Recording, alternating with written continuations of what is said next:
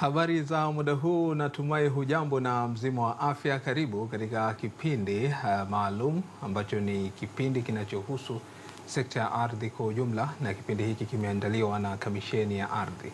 Huwa tunazungumza mambo kadhaa hapa kwa mustakabali mzima wa kujifunza, lakini kufahamu mambo yanayohusu sekta ya ardhi kwa ujumla. Jina langu ni Ali Kinasa na leo tutazungumza kuhusu upangaji wa eneo la Dunga Zuze. Upangaji huo unashabihia na vipi na upangaji mwingine ambao tunaufahamu? Basi hapa tunaye mgeni studio, Bi Mwarabu Abdullah Mzee. Huyu ni mkuu wa divisheni ya upangaji, atatujuza mengi kuhusiana na dhana hii. Karibu sana Bi Mwarabu.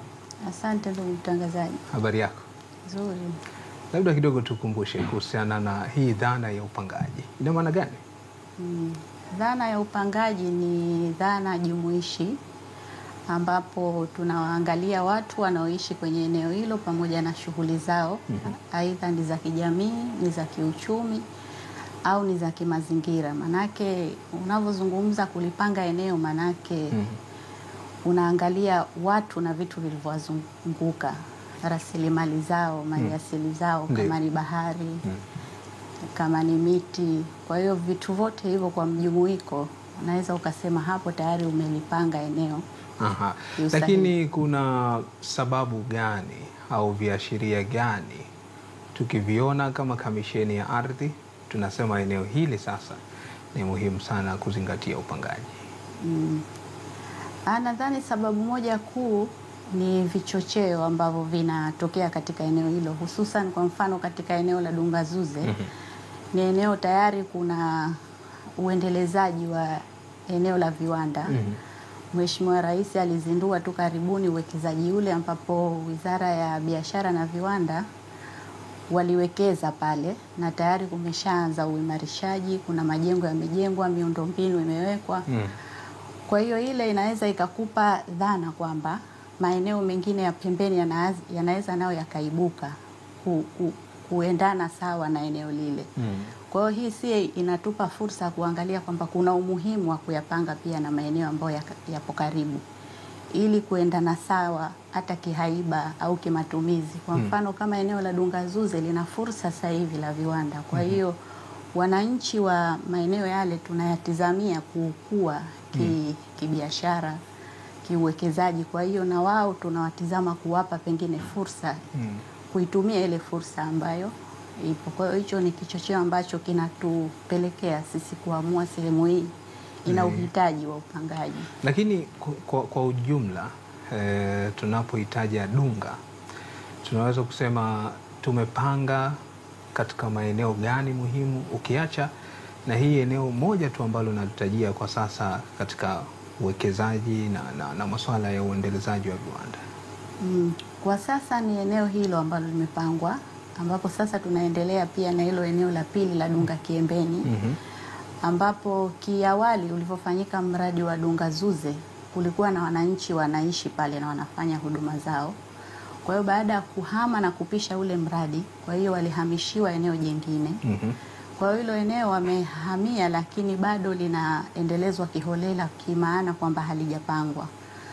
Kwa hiyo sasa hivi tunaenda fezi ya pili kulipanga eneo hilo ili kuwa na haiba sawa na eneo ambalo tumelipanga awali. Baada ya kutangazwa harakati hizo na kufahamika Dunga, hususan eneo la Dunga Zuze kuwa ni eneo kwa ajili ya shughuli za viwanda na mambo kama hayo, kuna athari gani ambazo labda sisi kama kamisheni kupitia divisheni yako ya upangaji tumezishuhudia na kusema labda vichocheo hivi au athari hizi ni hatarishi kuelekea kwenye malengo ambayo serikali imejiwekea? Kitu kilichotokezea pale baada ya mradi ule kuanza, kwanza tumepokea maombi mingi ya watu kuomba hati za matumizi ya ardhi ya maeneo yale ambazo zinaenda tofauti na malengo. Kwa mfano ule ni eneo la viwanda, lakini unakuta mtu anaomba hati ya makazi, anataka kukaa pengine karibu na ule mradi. Sasa hii imetokana na nini? Hiyo imetokana kutoka watu wanaona fursa, unajua. Lakini taaluma hawana. Taaluma hawana. Kwa hiyo sasa hivi tumewafikia na tumeandaa hii kipindi ili kuwapa taaluma zaidi kwamba maeneo hayo ili wakae ni lazima waendane nayo na waendane nayo kimatumizi. So hawastahiki kukaa, wanastahiki lakini kwa matumizi sahihi ya eneo hilo. Kwa mfano kama muombaji mmoja aliomba ombi yupo karibu na bohari ya madawa. Sasa naye anataka kufanya matumizi ya kuishi. Kwa hiyo unaona kwamba ni hatarishi kidogo. Kwa hiyo aidha mtu huyo tunamuongoza, tunapapanga kama hapa pana bohari ya madawa, hapa paendane na kitu ambacho kitaendana na matumizi yale ambayo yapo. Sasa hivi matumizi ya mitandao ya kijamii yamepiga kwa kasi sana, na ukitazama kuna fursa mbalimbali huko unaweza ukazishuhudia. Wengine hutumia fursa za maeneo ya ardhi haya kutangaza na vitu kama hivyo, na iwapo mtu ameona pengine taarifa labda kiwanja bei rahisi kinauzwa maeneo kama hayo ikiwemo Dungazuze, mtu huyu unamshauri nini ambaye labda ameona taarifa hiyo?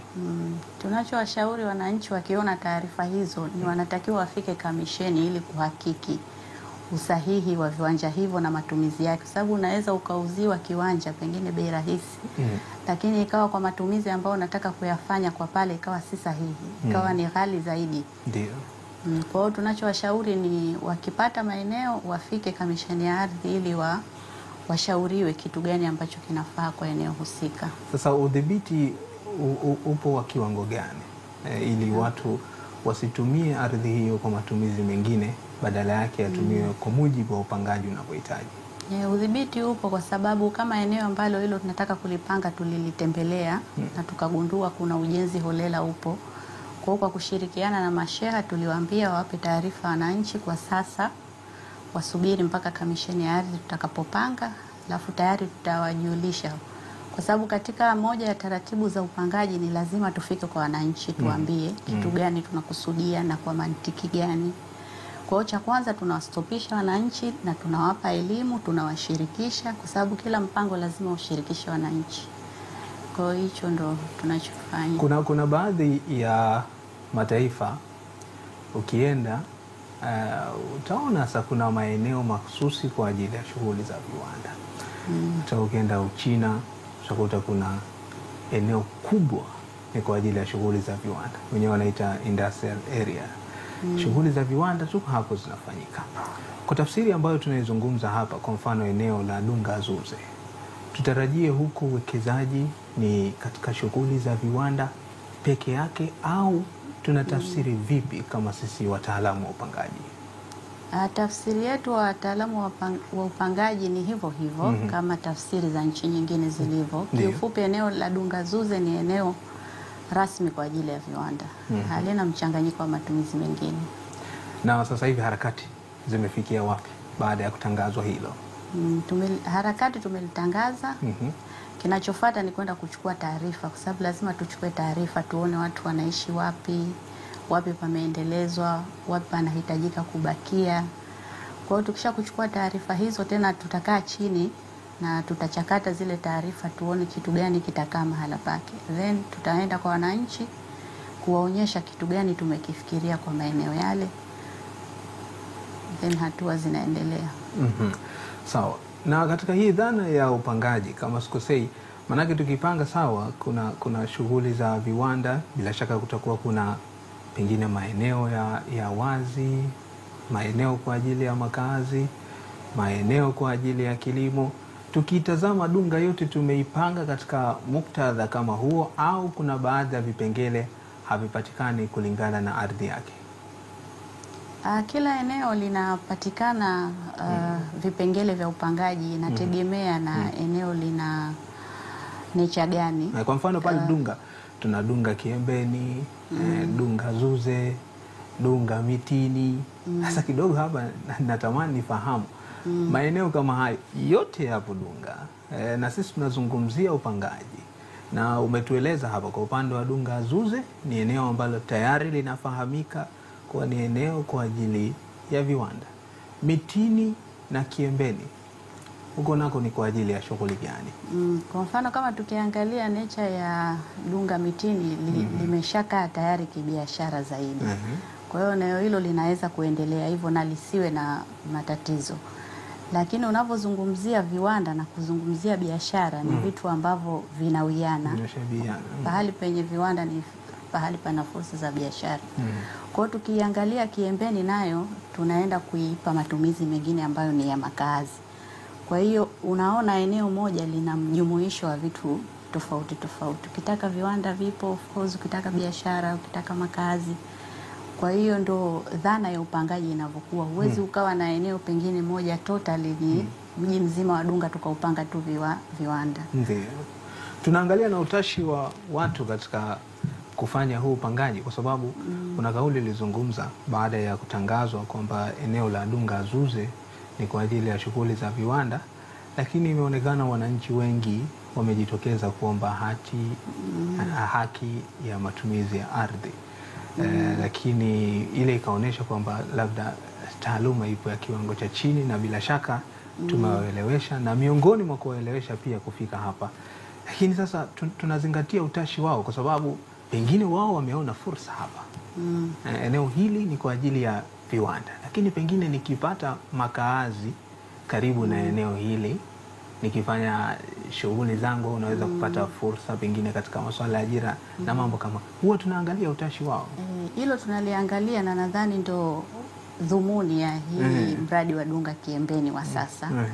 Tumeona kwamba wananchi wameona fursa na wao tunataka kuwapa fursa. Ni kuwapangia maeneo yale yaendane na vitu ambavyo of course utakapolipanga eneo hilo ukisema ni makaazi, lakini kutakuwa na fursa za biashara pia. Kwa hiyo hao watu ambao wameomba maombi hayo tunataka tu tukawaeke eneo ambalo ni sahihi. Kwa sababu nitakuwa karibu na eneo hili. Ni karibu tu. Na hapo sasa utaratibu wake utakuwa vipi? Kwa sababu wakati mwingine mtu anasema mimi nikiwa na sehemu yangu na sehemu hiyo pengine ipo karibu na maeneo ya viwanda, fursa zitakuwa ni rahisi, hata masuala pengine ya kodi na vitu kama hivi yatapungua ukilinganisha ikiwa na kaa mbali. Inakuwa of course dhana ya huu mradi si kama tunawaweka mbali wananchi na fursa hizi, tunawaweka karibu, lakini tunaangalia ni namna gani tunawaweka. So ambavyo wao pengine wanafanya sasa hivi, sababu hata ukienda pale unakuta kabisa uendelezaji wao hauendi sawa na ule uendelezaji ambao upo. Kwa kweli ukiangalia gharama za ule mradi na haiba unaoonyesha, na ukiangalia pia huku watu wanavyoendeleza ni kama vile haviendani. Kwa hiyo tunaangalia ni jinsi gani wao tunaweza tukawapa miongozo wakaendana sawa na vitu hivyo. Kuna alama maalumu zitaonesha mipaka ya maeneo hayo, ili hata wananchi nao tukatambua kwamba eneo hili ni kwa ajili ya shughuli za viwanda pekee. Of course eneo la viwanda sasa hivi limeshakuwa na mipaka yake tayari, kwa sababu lina barabara ambazo zinaonyesha hapa ni mwisho, hapa ni mwanzo. Kwa hiyo kiufupi eneo lote la viwanda la Dunga lina mpaka sasa hivi. Yeye anabainisha vipi? Kwamba anabainisha baina katikati ya barabara upande wa kulia ndio pengine eneo la viwanda na upande wa kushoto si eneo la viwanda. Lipo hivyo. Hakuna vibango maalum. Sababu uzoefu unaonesha, kwa mfano ukienda baadhi ya maeneo kuna vipango maalum unaonesha eneo hili ni la hifadhi, eneo hili labda ni kwa ajili ya shughuli za kijamii, eneo hili ni kwa ajili ya shughuli fulani, labda kilimo na vitu kama hivyo. Nadhani hili zoezi la upangaji likikamilika linaweza likafuata hatua hizo, kubainisha maeneo haya ni yapi, lakini kwa sasa eneo la viwanda linabainisha wazi kwamba huku ni viwanda. Zoezi nataka kulifanya ndo hilo sasa, kutenga maeneo ya wazi, maeneo ya kijamii na maeneo ambayo watu watatakiwa waishi. Zoezi hilo linaanza lini? Zoezi limeshaanza. Tunaendelea nalo. Na tumefikia katika hatua gani? Sasa hivi tupo katika hatua kukusanya taarifa za kijiografia za eneo hilo. Na nadhani mradi ukikamilika tutakuja hapa pia kuonyesha na kufahamishana zaidi ni kitu gani kinatokea baada ya upangaji. Unajua sekta ya ardhi ni miongoni mwa sekta ambazo zinahitaji umakini mkubwa sana. Na tunaweza kusema wakati mwingine maneno hayaepukiki, lakini yanaweza kupungua baada ya kuwa na utamaduni wa kutoa taaluma kwa wahusika. Na hapa wahusika labda naweza kusema wananchi. Sasa nataka kufahamu tu upande wetu, huwa tunatoa taaluma mbali tu na ya kufika hapa kila Jumatatu, lakini pengine kuna vitu vingi zaidi vinahitajika kuzungumzwa. Upande wetu kama divisheni ya upangaji, huwa tunafanya vipi ili wananchi kuwa na taaluma juu ya masuala haya ya upangaji, ili kuepukana na labda lawama ambazo zinaweza kujitokeza, na kuna lawama kadhaa ambazo zimewahi kujitokeza na tumekuwa tukizungumza hapa. Kiufupi, dhana ya upangaji kiuhalisia inapotakiwa, upangaji ni watu. Yaani asilimia kubwa wanatakiwa kushirikisha watu. Na watu wawe sehemu ya huo mpango. So mipango ambayo tunatakiwa sisi kama wataalamu tukae ofisini tuwapangie watu. Watu ndo wanaokaa kwenye maeneo husika. Kwa hiyo tunachokifanya sisi tunawafikia watu na tunakaa nao, tunawasikiliza. Na of course wanatusaidia vitu vingi. Kwa mfano, wao wanaokaa kule ndo wanaweza wakayajua maeneo yao ya asili, pengine ya kiutamaduni. Wanaweza wakajua pengine maeneo gani ni maeneo ya maji zaidi, maeneo gani pengine siku za mvua yanakuwa yanajaa. Kwa hizo ni taarifa ambazo sisi hatuwezi tukazijua tukiwa ofisini, mpaka tukazifate kwa watu, na hilo tunalitambua kwamba watu wana vitu vingi kwa sababu wao ndo wanakaa kwenye maeneo yale. Kwa hiyo katika kitu muhimu katika upangaji ni kukaa nao, na tunalifanya hivyo. Na katika mradi huu wa Dunga Kiembeni tumesharatibu zoezi hilo, na tutafika huko kwenda kuwasikiliza wananchi hususan kitu gani wanataka. Unajua kuna muda mwingine unaweza ukampangia mtu kitu lakini sio anachokitaka. Kwa hiyo kikubwa ni kuwafikia na kuwasikiliza wao kwanza wanataka nini. Kwa hiyo tunachukua wanachokitaka na sisi tunachanganya na taaluma zetu, baadaye kinatoka kitu ambacho hata wao wananchi wanakikubali. Unajua moja ya changamoto ya upangaji, tunapanga lakini muda mwingine vinakuwa wananchi hawavikubali. Na hawavikubali kwa sababu hatukuwashirikisha, hatukuwasikiliza. Sisi pengine tunawaza viwanda au biashara, wao wanawaza vitu vingine pengine. Kwa hiyo kikubwa wananchi kuwasikiliza ni kitu muhimu, na tunafanya hivyo. Na uzoefu lakini unaonesha katika utaratibu huo wa upangaji, wanaoshirikishwa ni sehemu ndogo ya wananchi katika wananchi wengi waliopo. Pengine hapo wanaweza kuhusika sheha na nafasi yake, lakini kuna watu wachache ambao watawakilisha wananchi wengine. Hivi huwa tunapata matokeo sahihi? Tunapata jawabu sahihi na utashi sahihi wa wananchi wote? Si sawa. Kiufupi inatakiwa uwashirikishe wananchi wote, lakini kama unavyojua tunaweza tukaratibu mikutano hii, namba ya watu kuwapata inaweza ikawa chache pengine kutokana na huduma mbalimbali za watu na shughuli zao. Lakini kwa asilimia kubwa tunakuwa tunawapata watu wanakuja. Kiufupi kwenye 100 ukiwapata 50, 30, 40 na kwa pia wanaweza wakarepresent kundi kubwa la watu. Sawa sawa. Na labda kidogo tuzungumze kuhusu upangaji na utambuzi. Kama eneo tutalipanga, kuna urahisi kiasi gani kufanyika shughuli za utambuzi?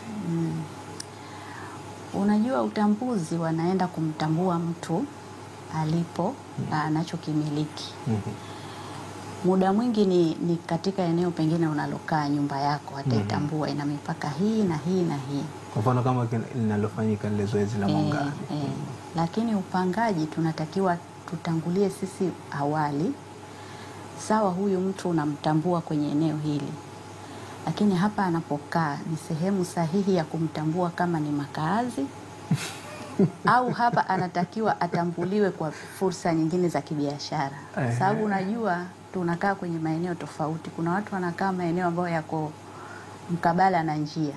Kwa hiyo maeneo hayo ukiangalia katika dhana kubwa ya uwekezaji na ukuaji wa biashara ni ya makaazi, lakini unaweza ukayaangalia labda pengine inaingia kwenye hifadhi ya barabara, yanaingia kwenye hifadhi ya barabara au yana fursa za kibiashara. Kwa hiyo maeneo pengine yako barabarani tukaweza kuyaangalia kwamba haya ni maeneo ya biashara, ni makaazi plus biashara.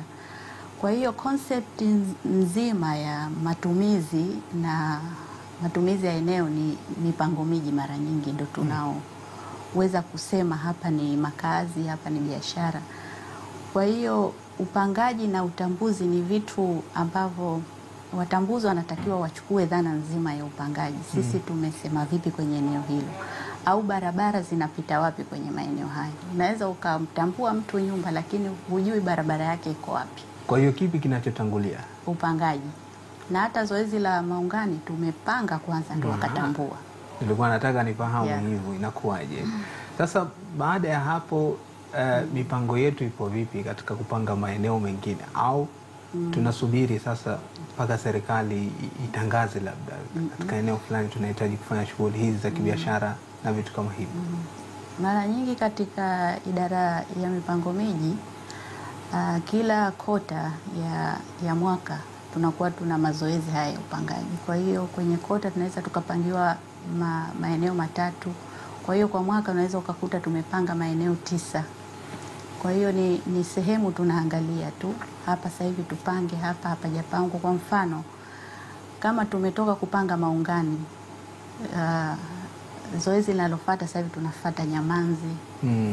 Kwa hiyo ni vitu ambavyo tunaangalia, hapa tumemaliza tunaenda hapa, ili mradi kila mtu afikiwe na fursa hii ya kupangiwa eneo lake na kupewa hati. Tunamaanisha kila eneo tutafika, tutalipanga.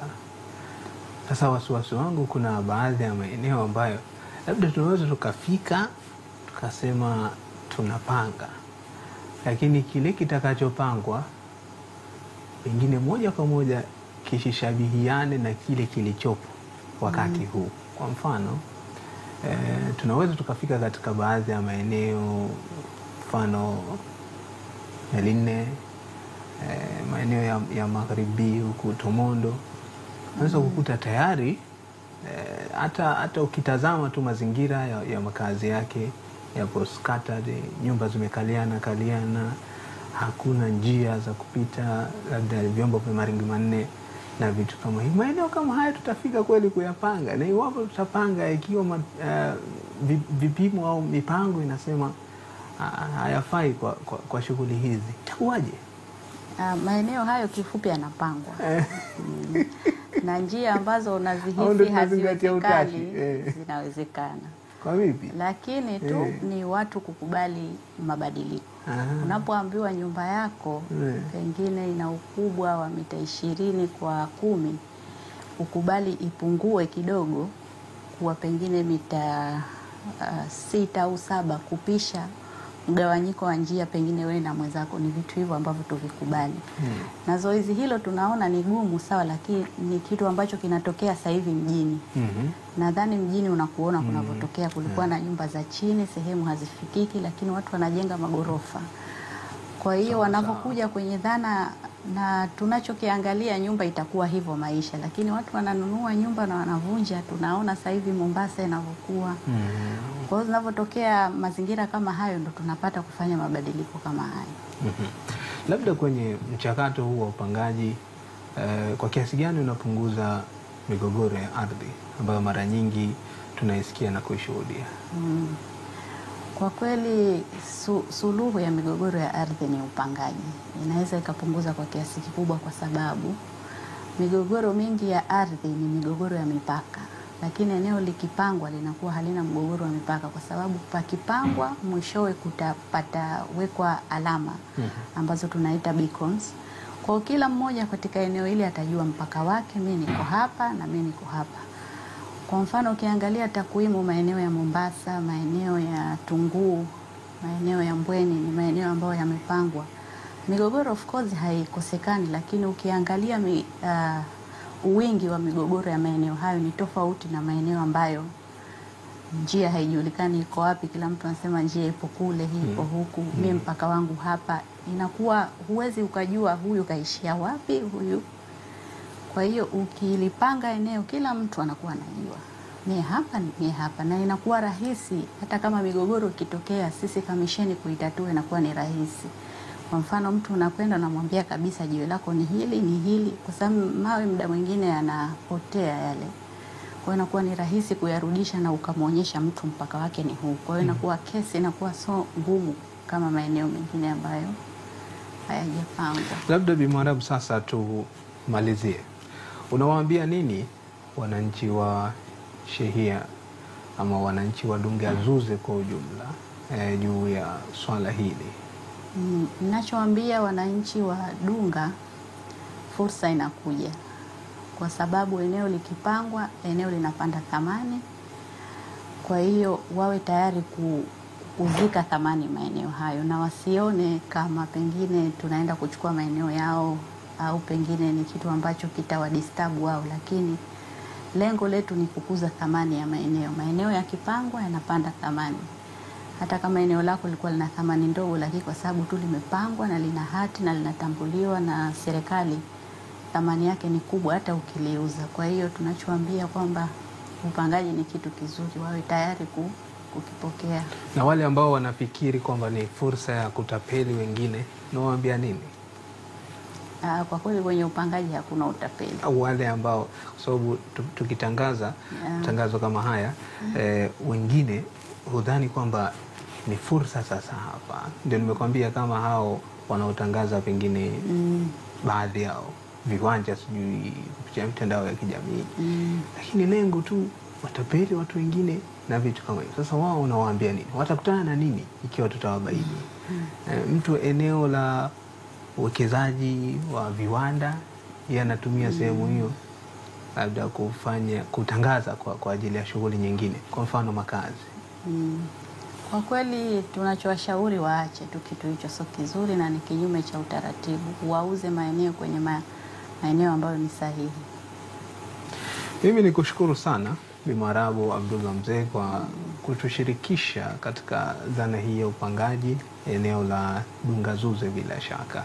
Na tutakualika kwa mara nyingine, hususan katika kufahamu sasa pengine baada ya utaratibu kukamilika hatua imefikiaje, lakini pia mwamko wa wananchi umekuwa wa kiasi gani, kwa sababu tunavyofahamu Dungazuze ni eneo sasa limekuwa maarufu sana. Kule kuna afisi ya Tume ya Nguvu za Atom ipo kule, bila shaka ndiyo eneo hilo hilo ambalo tunalizungumzia. Sasa shughuli kama hizo, viwanda kule bila shaka vitahusika na hatimaye kukuza uchumi wa nchi yetu, wawekezaji kuwa wingi na kuzalisha vitu vingi katika taifa letu hilo.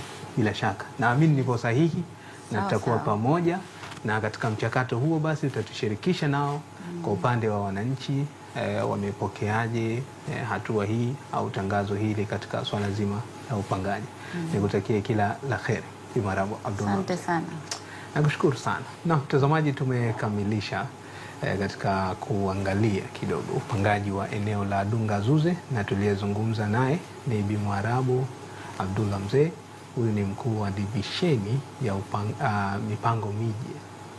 Bila shaka na hatuna la ziada kutokea sasa. Mimi ni Ali Kunasa, nikutakia utazamaji mwema wa vipindi vinavyoendelea kutoka Shirika la Utangazaji Zanzibar, na asante.